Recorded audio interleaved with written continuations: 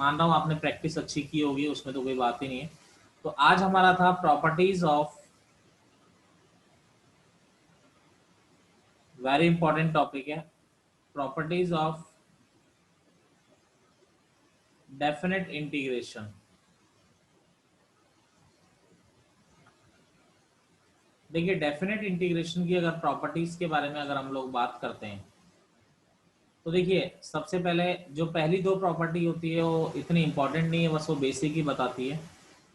तो पहली प्रॉपर्टी होती है कि अगर a से b F X D X है तो अगर आप उसको a से b वेरिएबल चेंज भी करते हैं तो कोई फर्क नहीं पड़ता। ठीक है, वेरिएबल चेंज करने से कोई फर्क नहीं पड़ता। कारण क्या है, इंटीग्रेशन के बाद आप वेरिएबल की जगह पे अपर लिमिट और लोअर लिमिट रख देते हैं, तो कभी भी किसी क्वेश्चन में आप वेरिएबल चेंज करते हैं तो आपका कोई इफेक्ट आपको नहीं पड़ता है। ठीक है, तो जैसे कि यानी एक एग्जांपल बताऊं, आप चाहे 0 से π/2 sin x dx निकालो, या आप 0 से π/2 आप sin t dt निकालो, कोई फर्क थोड़ी है भाई। sin x का क्या हो जाएगा, माइनस कॉस एक्स। 0 से π/2 ये हो जाएगा cos π/2 माइनस कॉस 0, तो ये 1 आ गया।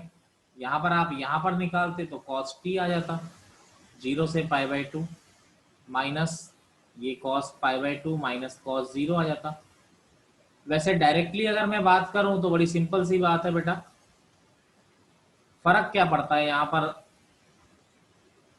डेफिनेट इंटीग्रेशन का मतलब एरिया होता है, कर्व चाहे x में हो चाहे t में हो, भाई वो होगा तो उतना ही ना, तो एरिया तो उतना ही आएगा ना आपका, चाहे वो वेरिएबल कोई भी हो। भाई आपसे बोले साइन एक्स का ग्राफ बनाओ तो साइन एक्स का ग्राफ भी ऐसा ही आएगा। अगर आपसे कोई बोलता है साइन टी का ग्राफ बनाओ तो साइन टी का ग्राफ भी तो वही आएगा ना, कुछ अलग थोड़ी आ जाएगा।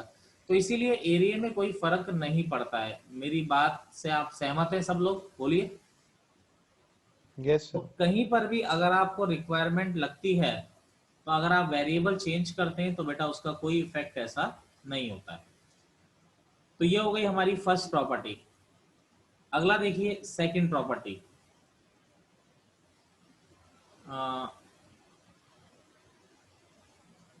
नहीं नहीं आप उसमें ऐसा कुछ नहीं। ठीक है, सेकंड प्रॉपर्टी क्या है आपकी, सेकंड प्रॉपर्टी है हमारी डेफिनेट इंटीग्रेशन की।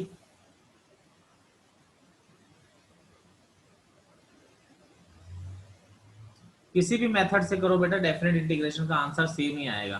ठीक है, एरिया का वैल्यू थोड़ी अलग आ जाएगा, किसी भी मेथड से कर लो। देखिए अब यहाँ पर सेकंड प्रॉपर्टी है a से b F X D x.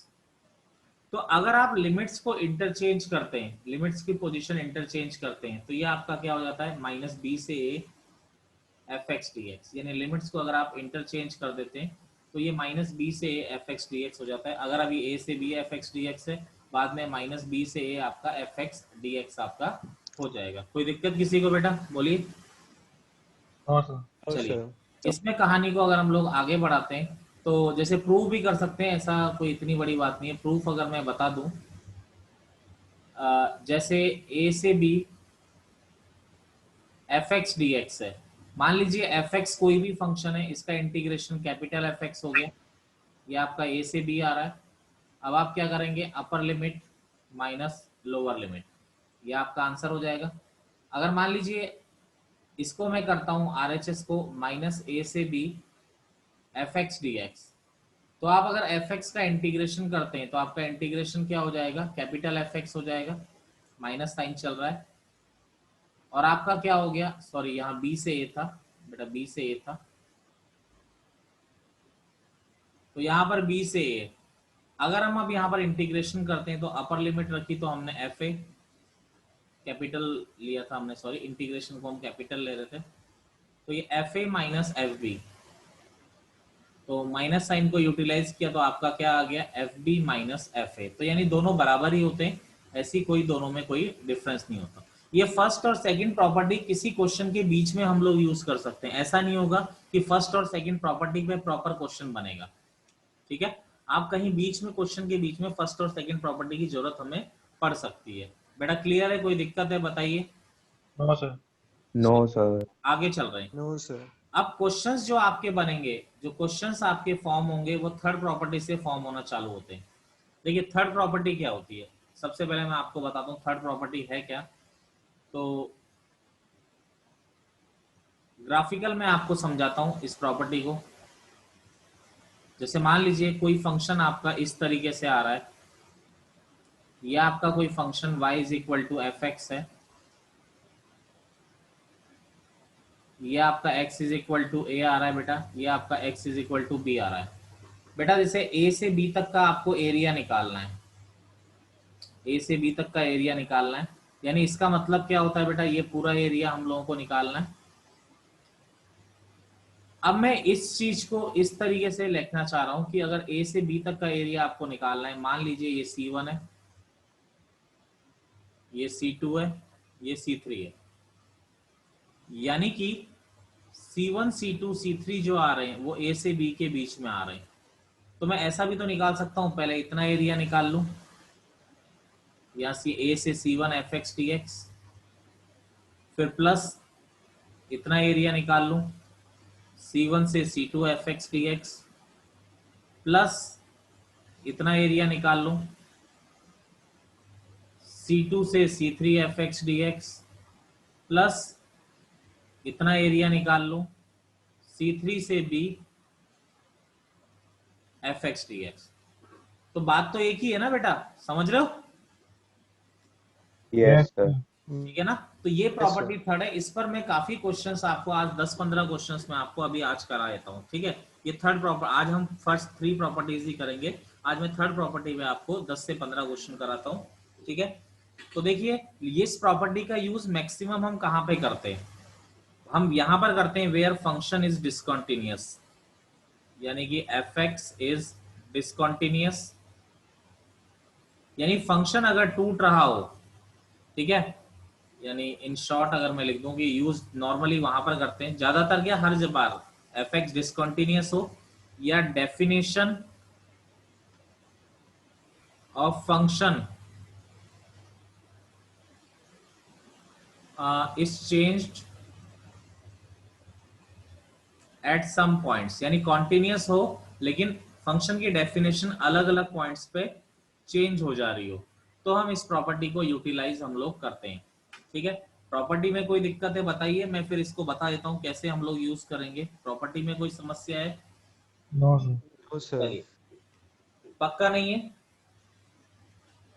No, sir. चलिए, प्रॉपर्टी में किसी बच्चे को कोई समस्या नहीं है, आगे चलते हैं हम लोग। जैसे देखिए क्वेश्चन मैं आपको कराता हूं, -1 से 1 मॉड एक्स डी एक्स।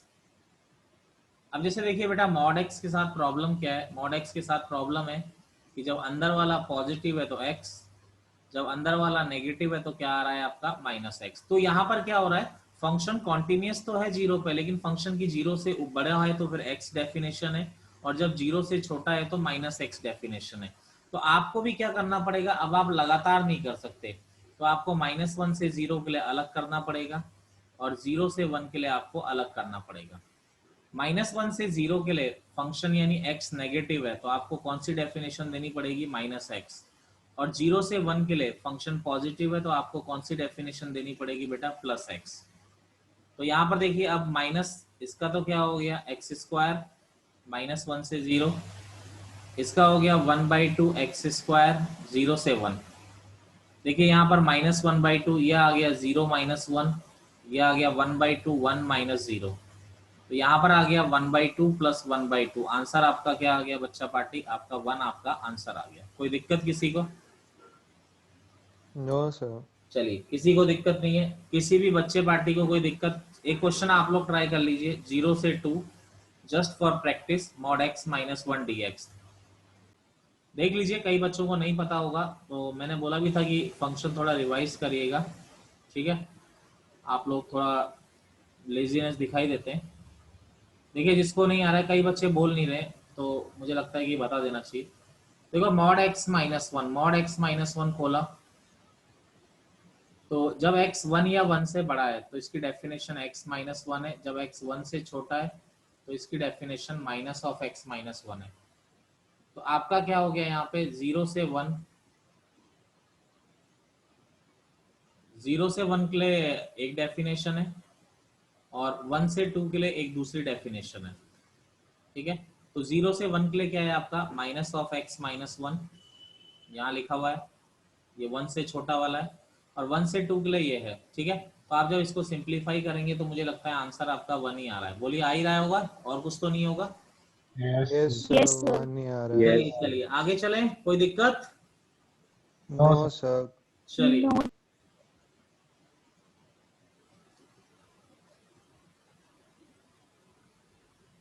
हाँ, बोर्ड में ग्राफ बना के एरिया ऑफ ट्राइंगल का फॉर्मूला लगा कर सकते हैं इंटीग्रेशन। बेटा इंटीग्रेशन बोला है तो इंटीग्रेशन से करना, ठीक है, ठीक है ना। मैं आपकी बात समझ गया, पर वहाँ इंटीग्रेशन से करिएगा, क्योंकि उसने इंटीग्रेशन डेफिनेट इंटीग्रेशन दिया है, तो वो चाहता है कि आप डेफिनेट इंटीग्रेशन यूज करें। वो आपकी बात अच्छी बात है कि आप उसका मतलब जानते हैं कि उसका मतलब एरिया विद साइन होता है, लेकिन वहाँ वही करिएगा, ऐसा मत करिएगा, ठीक है। -4 से 3 x square minus 4 D x. अब बेटा मॉड एक्स स्क्वायर माइनस 4 हम लोग जानते हैं, एक बार मॉड प्लस में खुलता है, एक बार माइनस में खुलता है। थोड़ा खोल के दिखा देता हूँ। प्लस में कब खुलता है? जब अंदर वाला पॉजिटिव होता है, यानी X square minus 4 greater than equal to 0। और माइनस में कब खुलेगा? जब ये क्या हो जाएगा आपका नेगेटिव हो जाएगा, जब एक्स स्क्वायर माइनस 4 क्या हो जाएगा आपका लेस देन 0 हो जाएगा, ठीक है। तो एक्स स्क्वायर माइनस 4 ये क्या हो गया बेटा? X square minus 4 greater then 0, यानी माइनस इन्फिनिटी से -2 यूनियन 2 से इन्फिनिटी। और ये क्या आ गया? -2 से 2 के बीच में आपका क्या खुलेगा? Minus of x square minus 4। तो देखिए, अब देखिए यहाँ पर -2 से 2 के बीच में आपका क्या आ रहा है? -2 से 2 के बीच में आ रहा है minus of x square minus 4। तो सबसे पहली बात तो -4 से -2 प्लस -2 से 2 प्लस आपका 2 से 3, 3 पॉसिबिलिटी आ रही है यहाँ पे। क्लियर है मेरी बात? -4 से -2, -4 से -2 में ये वाला केस आ रहा है, -2 से 2 में कौन सा केस आ रहा है? ये वाला। और 2 से 3 में कौन सा केस आ रहा है? फिर ऊपर वाला केस आ रहा है। चलिए, ये क्लियर है किस तरीके से ओपन किया हम लोगों ने? तो इसका आंसर 71/3 आ ही जाएगा, कोई इतनी बड़ी बात नहीं है। तो ये तो हो गया मॉड बेस्ड क्वेश्चन की भाई कॉन्टिन्यूस तो है, लेकिन आपका क्या प्रॉब्लम हो रहा है? कॉन्टिन्यूस है लेकिन डेफिनेशन चेंज हो रही है। लेकिन जैसे देखिए, अगर मान लीजिए ऐसा आ जाए -1 से 3, जैसे greatest integer x D x आ जाए, ठीक है, -1 से 3 greatest integer x D x आ जाए। तो अब देखिए ग्रेटेस्ट इंटीजर क्या होता है? ग्राफिकल अगर मैं इसको बताऊं तो ये फंक्शन क्या होता है? हर इंटीजर पे डिसकंटीन्यूअस होता है। -1 0, ये 1, ये 2, ये बड़ा क्लियरली हमें पता होता है। -1 से 0 में ऐसा आता है, 0 से 1 में ऐसा, 1 से 2 में ऐसा, 2 से 3 में ऐसा आएगा। तो इसको हम लगातार इंटीग्रेट नहीं कर सकते, क्योंकि एरिया नहीं निकाल पाओगे। तो आप क्या करते हो? पहले -1 से 0 के लिए, बेटा 0 से 1 के लिए तो आएगा ही नहीं, फिर 1 से 2 के लिए, फिर 2 से 3 के लिए। तो हम लोग क्या करते हैं इसको? -1 से 0 greatest integer x D x, फिर 0 से 1 greatest integer x D x, फिर 1 से 2 greatest integer x D x, फिर 2 से 3 greatest integer x D X. तो देखिए -1 से 0 में ग्रेटेस्ट इंटीजर, अगर कोई नंबर -1 से 0 हो तो उसका ग्रेटेस्ट इंटीजर क्या होता है आपका? -1 होता है। बेटा 0 से 1 का ग्रेटेस्ट इंटीजर 0 ही होता है, 1 से 2 का 1 होता है, और 2 से 3 का क्या होता है आपका? 2 होता है, सीधा सीधा। अब देखिए यहाँ पर तो क्या हो गया? dx का तो x हो गया, 1 से 2 का dx का x, और 2 से 3 का dx का x हो गया बेटा। तो यहाँ आ गया बेटा -1 + 1 + 2। तो आपका आंसर क्या आ गया? 2 आपका इस डेफिनेट इंटीग्रेशन का क्या आ गया? आपका आंसर आ गया। कोई प्रॉब्लम किसी को? No, No, sir. no, चलिए, sir. नहीं है कोई प्रॉब्लम। चलिए नेक्स्ट प्रॉब्लम पे चलते हैं। तो ये हो गया अगर फंक्शन डिसकंटीन्यूअस होता है तो भी हम इस प्रॉपर्टी का यूज करते हैं, ठीक है। आप लोग मुझे इसका आंसर निकाल के भेजिएगा जरा, एक क्वेश्चन में दे रहा हूँ, दिमाग लगाइएगा। व्हाट्सएप पे भेज दीजिएगा, 3 आंसर भेज दीजिएगा। 3π/2 से 3π/2 से π/2 greatest integer of 2 sin x और dx। ठीक है, ये माइनस साइन और है आगे, minus greatest integer of 2 sin x dx। इसका आंसर आप लोग मुझे भेज देंगे निकाल के। चलिए आगे चलते हैं। तो ये तो हो गया फंक्शन डेफिनेशन चेंज करे या डिसकंटीन्यूअस हो जाए तो आपको यही प्रॉपर्टी लगानी है। ठीक है, क्योंकि लगातार आप उसका एरिया नहीं निकाल सकते। अब देखिए कुछ बेसिक प्रॉब्लम्स थोड़ा बहुत हम लोग बात करते हैं। तो देखिए किस तरीके से हम लोग इसको कर सकते हैं। तो यहाँ पर देखिए जैसे 1/e से e, ठीक है, क्वेश्चन जैसा है 1/e से e log x upon x dx। 1/e से e log x upon x dx। अब देखो बेटा इस क्वेश्चन को करना है तो सबसे पहले तो आप एक काम कर सकते हैं हम लोग। देखो अगर आप लोग करना चाहें तो क्या कर सकते हैं बेटा, x को आप हटा सकते हैं क्योंकि x जो चल रहा है x को मॉड के अंदर रखने की कोई जरूरत नहीं है। मैं क्यों बोल रहा हूँ क्यों जरूरत नहीं है, क्योंकि x कहाँ से कहाँ तक चल रहा है बेटा, 1/e से e चल रहा है। e होता है 2.71, e एक पॉजिटिव नंबर है, समझ रहे हैं मेरी बात। तो Yes. x तो पॉजिटिव ही चल रहा है तो इस मॉड x से हम x को निकाल सकते हैं। 1/e से e ये आप लिख सकते हो mod log x dx upon x। थोड़ा आसान बनाने के लिए आप log x को t मान लीजिए तो dt इज इक्वल टू क्या हो गया आपका dx अपॉन x हो गया। ठीक है, तो आप जरा ध्यान दें तो dx अपॉन x तो क्या हो गया बेटा dt, ये क्या हो गया बच्चा पार्टी मॉड t हो गया। अब 1/e से e चल रहा है तो लोअर लिमिट और अपर लिमिट, ठीक है, उसके बारे में तो हमें बात करनी पड़ेगी। तो देखिए लोअर लिमिट के बारे में अगर हम लोग बात करते हैं तो लोअर लिमिट क्या है बेटा, तो अभी आपका लोअर लिमिट 1/e चल रहा है, आपने t is equal to log x रखा है बेटा, ये क्या है e की पावर -1 तो e क्या आ जाएगा बेटा -1 आ जाएगा। अपर लिमिट के बारे में हम लोग बात करते हैं तो आपकी अपर लिमिट अभी क्या है बेटा x इक्वल टू e है, आपने t is equal to log x रखा है तो लॉग e क्या हो जाएगा 1 हो जाएगा। तो यहाँ लिमिट क्या हो गई बेटा -1 से 1 हो गई, -1 से 1 मॉड t dt। वेरिएबल चाहो तो अगर आपको t अच्छा नहीं लग रहा है तो फर्स्ट प्रॉपर्टी आपको मैंने बताई थी वेरिएबल आप कहीं भी चेंज कर सकते हो, कोई फर्क नहीं पड़ता, समझ रहे हो ना मेरी बात।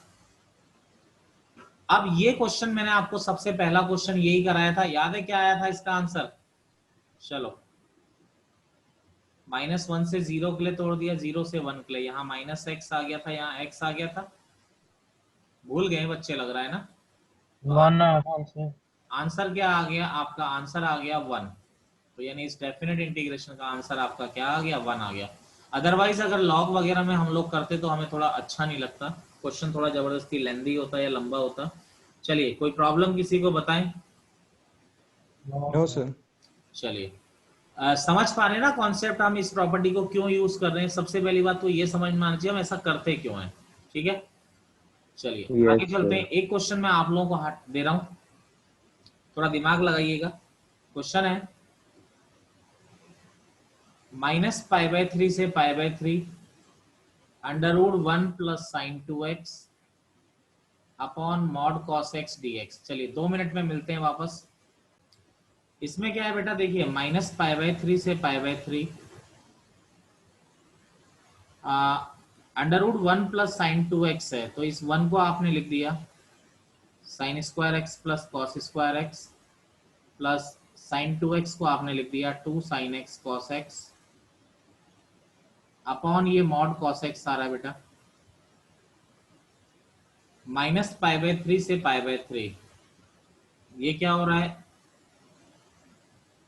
Sign x plus cos x का whole square upon mod cos x। अब ये बात तो हम जानते हैं कि √x² जो होता है वो मॉड x के बराबर होता है। तो बच्चे पार्टी जो ऊपर वाला है वो क्या हो गया मॉड बन गया, तो नीचे भी मॉड है ऊपर भी मॉड है, तो mod sine x plus cos x upon mod cos x ये बन रहा है। अरे यही किया होगा तुम लोगों ने। Yes, sir, yes. सर मैंने मॉड नहीं लगाया था इसलिए हाँ गलती तो आ ये गई। मॉड 10x प्लस 1 आ गया dx। ठीक है, अब देखिए 10x प्लस 1, अब मॉड कैसे खोलते हैं, अगर अंदर वाला पॉजिटिव है तो प्लस में, अंदर वाला नेगेटिव है तो माइनस में। अब देखिए 10x का ग्राफ भी हम लोग बड़ी अच्छी तरह जानते हैं। तो 10x का जो ग्राफ होता है बेटा, देखिए यहां मैं लिख देता हूं, -π/2 से +π/2 10x का जो ग्राफ चलता है वो इस तरीके से चलता है। ये हो गया आपका π/4, ये हो गया बेटा π/3, ये हो गया बेटा -π/4, ये आ गया बेटा -π/3। तो -π/4 पे इसने -1 लेना है और +π/4 पे इसने +1 लेना है।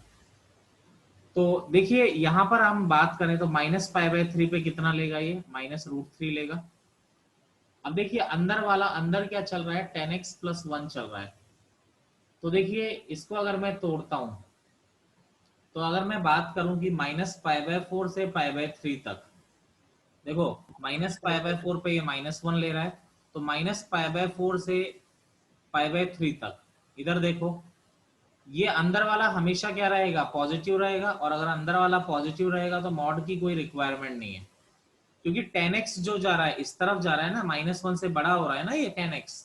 अरे बोलो।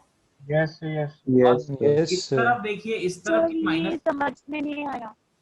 हाँ जी सर ये समझ में नहीं आया, एक बार फिर से समझाना ग्राफ वाला। कौन बोल रहे हैं वैसे, मिताली? तरन सर। अच्छा तरण तरण तरण, चलो मैं एक बार दोबारा बता देता हूँ, एक बार दोबारा बताता हूँ। इसके लिए 10x का थोड़ा ग्राफ क्लियर होना चाहिए, ठीक है। एक बार दोबारा आपको बता देते हैं ग्राफ बना के। देखिए ये x हो गया, ये y हो गया,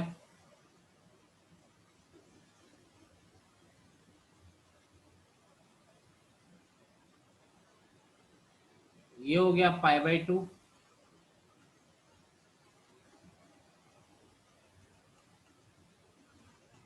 और ये हो गया आपका -π/2, ठीक है। तो 10x का ग्राफ आपका कुछ इस तरह से चलता है। ये बेटा -π/4 है, -π/4 पे बेटा -1 आता है 10 में, यहाँ पर +π/4 आता है, +π/4 पे 10 आपका +1 लेता है, और π/3 पे आपका क्या आता है, √3। इधर देखिए -π/3, आपको -π/3 से π/3 चलना है। -π/3 पे क्या आता है आपका, -√3 आता है। मैंने यहाँ पर क्या कहा, देखिए इधर की तरफ, इधर बात करते हैं इस एरिया में, -π/3 से -π/4 में बात करते हैं, -π/3 से -π/4 में 10 जो है, 10 -1 से छोटा आ रहा है, यानी ये अगर -1 से छोटा होगा, इसमें 1 ऐड होगा, तो अंदर वाला पॉजिटिव होगा कि नेगेटिव होगा, Negative. Negative. नेगेटिव होगा। तो अगर अंदर वाला नेगेटिव होगा तो एक माइनस आपको देना पड़ेगा। और अगर आप इस तरफ की बात करें, ये इधर की बात करें, इधर ये -π/4 से π/3 में ये -1 से बड़ा आ रहा है, तो ये अगर -1 से बड़ा आ रहा है, तो -1 से बड़ा आ रहा है, यानी ग्राफ इस तरह से चल रहा है। तो ये जो 10x -1 से बड़ा है, इसमें 1 ऐड होगा तो हमेशा पॉजिटिव रहेगा अंदर वाला। और अगर अंदर वाला पोर्शन पॉजिटिव है तो उसको मॉड की कोई जरूरत नहीं होती है। तरण जी बोलिए, कोई दिक्कत है? नहीं सर, लग गया समझ।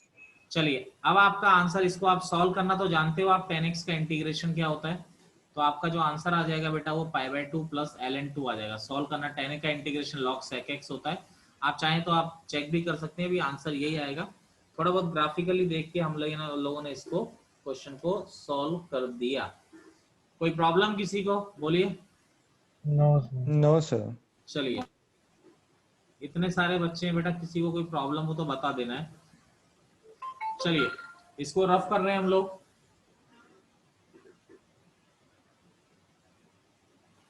जैसे अगला क्वेश्चन देखें, ये एक बार जेईई मेन में आया था इस तरह का क्वेश्चन, में ऐसा कुछ है नहीं।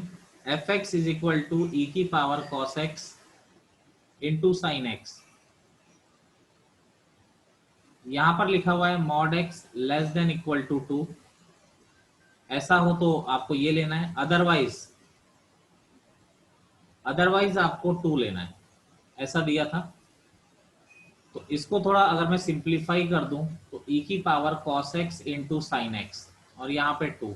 बेटा मॉड x लेस देन 2 का मतलब क्या होता है? x माइनस 2 से 2 के बीच में, अदरवाइज यानी इसके अलावा यानी माइनस इन्फिनिटी से -2 यानी 2 से इन्फिनिटी। आपको क्या लेना है? 2 लेना है। अब आपका क्वेश्चन है यहाँ पे कि -2 से 3 fx dx। आपका क्वेश्चन ये है -2 से 3 fx dx।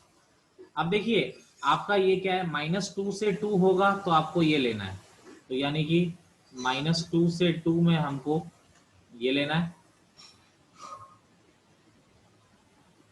2 से 3, अब आपका क्या बचा? -2 से 3 जाना था, अभी तक आप 2 पर ही गए, तो अगला 2 से 3, अदरवाइज हो 2 से 3 में आपको क्या लेना है? 2 लेना है। कोई दिक्कत इसमें? बोलिए।